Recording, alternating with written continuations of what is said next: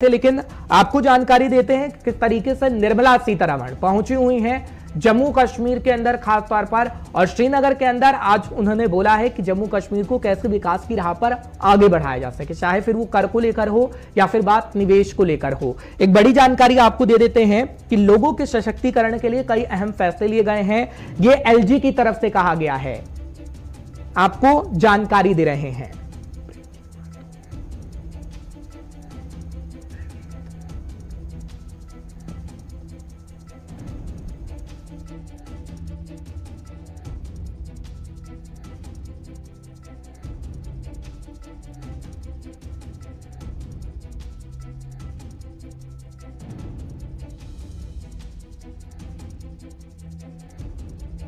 इससे पहले दिखा रहे थे कि उपराज्यपाल साहब ने कहा है कि भ्रष्टाचार मुक्त और पारदर्शी सिस्टम हम लोगों को दे रहे हैं, और इस बात में कितनी सच्चाई है कुछ देर में हमारे संवाददाता जुड़ेंगे तो आपको बताएंगे। फिलहाल बड़ी जानकारी आपको दे रहे हैं कि लोगों के सशक्तिकरण के लिए कई अहम फैसले उपराज्यपाल ले रहे हैं। मेरिट के आधार पर 7,000 नियुक्तियां की गई हैं, इसमें यह भी बताया गया है। और उपराज्यपाल ने कहा है कि भ्रष्टाचार मुक्त और पारदर्शी सिस्टम हम जम्मू कश्मीर के लोगों को दे रहे हैं। इंस्पेक्टर पद के लिए आयु सीमा में छूट दी गई है, पदों की संख्या में बढ़ोतरी की गई, और खासतौर पर इसका फायदा सीधे सीधे जम्मू कश्मीर के लोगों को मिला है और इससे रोजगार भी मिला है। ये बातें कही गई हैं। हालांकि निर्मला सीतारमण की तरफ से भी कई बातें कही गई हैं। जब वो श्रीनगर के अंदर बोल रही थी, श्रीनगर के अंदर कार्यक्रम रखा गया था और श्रीनगर के अंदर ही वो बताने की कोशिश कर रही थी कि किस तरीके से निवेशक जम्मू कश्मीर के अंदर भी आ रहे हैं और निवेशक के आने से कहीं ना कहीं रोजगार पैदा होगा और रोजगार लोगों को मिल सकेगा। क्योंकि पिछले दिनों आपने देखा था कि किस तरीके से एमओयू साइन किया गया था सऊदी अरब के साथ भी, जब वो तस्वीर भी हमने आपको दिखाई थी। लेकिन देश की वित्त मंत्री निर्मला सीतारमण इस वक्त श्रीनगर के अंदर हैं खास तौर पर, और उपराज्यपाल साहब और निर्मला सीतारमण ये बताने की कोशिश कर रहे हैं कि किस तरीके से जम्मू कश्मीर में और भी रास्ते खुल सकते हैं खास तौर पर लोगों के लिए। अब इन तस्वीरों को आप देखिएगा किस तरीके से लोकार्पण शिलान्यास खास तौर पर किया जा रहा है कि आगे आने वाले समय में जम्मू कश्मीर के लोगों की राहों को आसान किया जा सके। फिलहाल तस्वीरें आपको दिखा रहे हैं और बताने की कोशिश कर रहे हैं कि क्या स्थिति थी जब निर्मला सीतारमण पहुंची और उनका भव्य स्वागत किया गया है। स्वागत की कुछ तस्वीरें भी हम आपको दिखा रहे हैं श्रीनगर के अंदर की, जब निर्मला सीतारमण की मौजूदगी हुई थी। हालांकि उपराज्यपाल साहब की तरफ से बड़ी बात कही गई है। तजम्मुल इस वक्त हमारे साथ जुड़ रहे हैं, हमारे सीनियर साथी तमाम जानकारी आप तक पहुंचाने की पूरी कोशिश करेंगे। तजम्मुल, बहुत बहुत शुक्रिया 5 के पंच में अपना समय देने के लिए। तजम्मुल, निर्मला सीतारमण का बयान तो आया है, वो भी हम कोड करेंगे, उसे भी कोड करिएगा, लेकिन उपराज्यपाल साहब की तरफ से भी ये कहा गया है कि हम खासतौर पर रोजगार के लिए नए रास्ते निकाल रहे हैं। वो कह रहे हैं कि भ्रष्टाचार मुक्त पारदर्शी सिस्टम यहां पर हो रहा है। मेरिट के आधार पर 7,000 जो नियुक्तियां हैं वो दी गई हैं, आयु सीमा खत्म कर दी गई है। तो फोकस सीधा सीधा रोजगार पर था, फोकस सीधा सीधा निवेशकों पर था कि निवेशक आएंगे तो जम्मू कश्मीर का खासतौर पर कश्मीर का भला हो सकेगा। किस तरीके से आप इन बातों को कोड करते हैं और आगे आने वाला समय कैसे देखते हैं, समय जब निर्मला सीतारमण पहुंची हैं खासतौर पर कश्मीर के अंदर?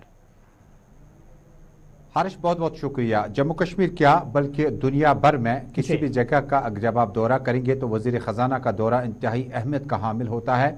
और जिस वक्त जम्मू कश्मीर में फिलहाल यहाँ पर पॉपुलर गवर्नमेंट नहीं है तो सारा निर्भर जो फाइनेंस का है, बजट का है, वो यूनियन मिनिस्ट्री पे ही डिपेंड रहती है, कोई भी यूटी हो या स्टेट हो। इसके बाद निर्मला सीतारमण का आज का दौरा इंतहाई अहम है क्योंकि जम्मू कश्मीर में ट्रेडर्स के साथ साथ ट्रांसपोर्टर्स और बहुत सारे लोग जिस वक्त जम्मू कश्मीर में कोरोना वायरस के बीचों बीच में तामीर और तरक्की का जो ख्वाब खींचा गया था प्राइम मिनिस्टर मोदी की तरफ से, उसको पूरा करने में कहीं ना कहीं दुश्वारियों का सामना तो करना पड़ा। लेकिन निर्मला सीतारमण के जम्मू कश्मीर दौरे पर उम्मीदें बहुत ज्यादा है, क्योंकि उम्मीद इसलिए बहुत ज्यादा है कि जम्मू कश्मीर में आर्जी मुलाजमीन के मसाइल हैं, उनका बजट एलोकेशन के साथ वास्ता है, प्रोजेक्टों का। जिस वक्त निर्मला सीतारमण ने कहा कि पहले ही कौम के नाम जो टनल प्रोजेक्ट हैं वक्फ किए गए हैं, उसके बाद बिजली प्रोजेक्टों पर ध्यान दिया जा रहा है, उसके बाद रोजगार के वसाइल पर बातचीत की जाएगी, हॉर्टिकल्चर, एपीकल्चर, सेरिकल्चर और दूसरे जो डिपार्टमेंट हैं इनसे मुंसलिक, ये तमाम डिपेंडेंट रहते हैं कि यूनियन फाइनेंस मिनिस्टर जो है वो कितनी मदद कर सकता है बजट को लेकर। लेकिन उपराज्यपाल मनोज सिन्हा जम्मू कश्मीर के इस विरासत के और रियासत के कस्टोडियन है, और जिस वक्त उन्हें पता है कि किस डिपार्टमेंट के एलोकेशन के लिए कितने फंड्स चाहिए, कितने फंड्स अभी मजीद दरकार है, जिसके लिए उम्मीद की जाती है कि यूनियन मिनिस्टर का दौरा जम्मू कश्मीर जो है ये बहुत ज्यादा अहमियत का हामिल है। क्योंकि पहले ही हर्ष आपको याद होगा कि आपके कई प्रोग्रामों में हमने बारहा कहा, जम्मू कश्मीर से जो आवाजें उठी हैं उनमें सबसे बड़ी अहम आवाज है कि यूनियन मिनिस्ट्री को लेकर कई बार चर्चा यह भी था कि कैजुअल मुलाजमीन, आरजी मुलाजमीन के मुतालबात, मुश्किलात जो हैं वो किस वक्त जम्मू कश्मीर के वजीर खजाना तक पहुंच जाएंगे जम्मू कश्मीर से।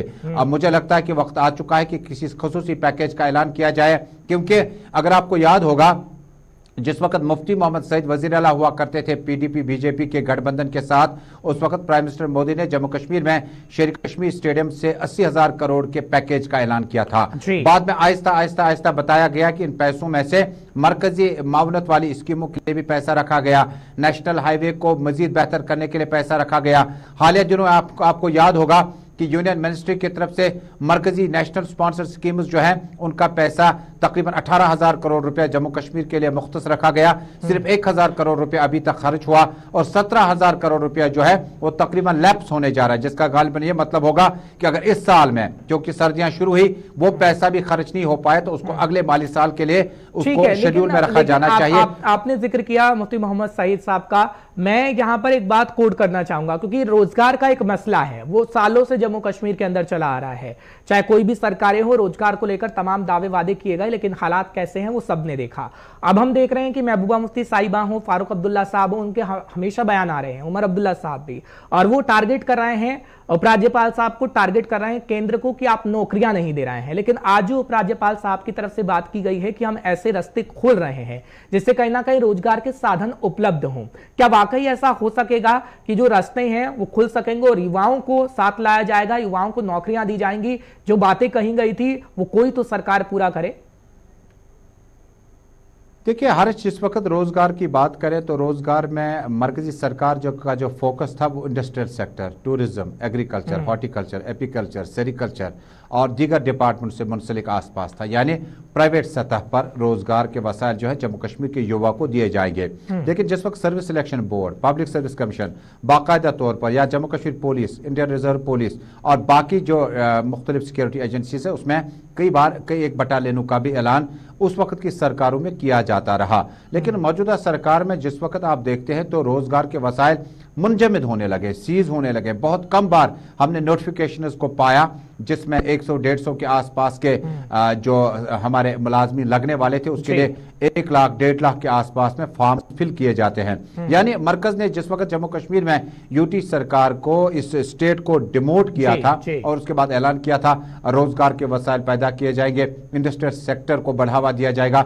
अमली तौर पर सियासतदानों की माने, हरीफ जमातों की माने, अपोजिशन जमातों की माने, PDP, national conference, Congress, PDF और बाकी पार्टियों की अपनी पार्टी पीपल्स कॉन्फ्रेंस, ये लगातार सड़कों पर और अपने प्रेस रिलीज के जरिए जरा इब्लाग को बताते रहे कि रोजगार के वसाइल मंजमन जैसे लग रहे हैं। और जिस वक्त निर्मला सीतारमन जम्मू कश्मीर की सरजमीन पर मौजूद है, उम्मीद करते हैं कि न सिर्फ माली पैकेज का ऐलान किया जाएगा। देखिए हमारा ट्रेडर, हमारा ट्रांसपोर्टर, हमारे मुख्तलिफ जुमरे जो है वो उम्मीद लगाए बैठे हैं निर्मला सीतारमन से शायद कंपनसेशन के तौर पर। हालिया दिनों आपको याद होगा कि बेवकत मौसम ने करवट ले ली और बर्फबारी से काफी ज्यादा नुकसान हॉर्टिकल्चर को पहुंचा। और महबूबा मुफ्ती ने अभी कुछ दिन पहले जम्मू की सरजमीन से ऐलान किया था माकूल और मुनासिब मुआवजा दिया जाना चाहे और कम मुआवजा देकर आप किसानों के साथ इंसाफ नहीं करते हैं, क्योंकि जब किसान है तभी जम्मू कश्मीर में, दुनिया भर में, मुल्क भर में जो आपका रेशन बांटने का मुफ्त निजाम है उसको तभी लागू किया जा सकता है जब किसानों के मसाइल को हल किया जाए। लेकिन नजर बराबर इस वक्त सीतारमन पर है